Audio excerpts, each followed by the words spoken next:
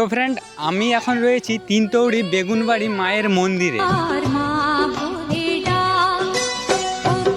আর কয়েকদিন পরেই মায়ের পুজো। এখানে মায়ের মন্দিরের পুজো কবে? জ্যৈষ্ঠর 1 তারিখে, আচ্ছা, জ্যৈষ্ঠ মাসের 1 তারিখ, প্রথম 1 তারিখেই যে পড়বে জ্যৈষ্ঠ মাস, সেই 1 তারিখে। 1 তারিখে পুজো, 1 তারিখের ওই রাত্রে ভোর পাঁঠা বলি, ভোর পর্যন্ত পাঁঠা বলি হবে।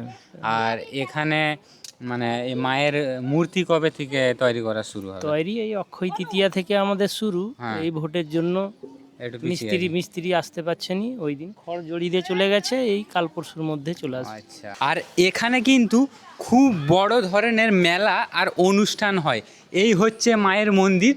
আর বিগত কয়েকদিনের মধ্যেই কিন্তু এখানে খুব বড় ধরনের পুজো হবে। আমি মাঝে তুমি বর্ষি টান দিলে তিনতৌড়ি বেগুনবাড়ি মায়ের মন্দির কি জয় তিনতৌড়ি বেগুনবাড়ি মায়ের মন্দির কি জয়।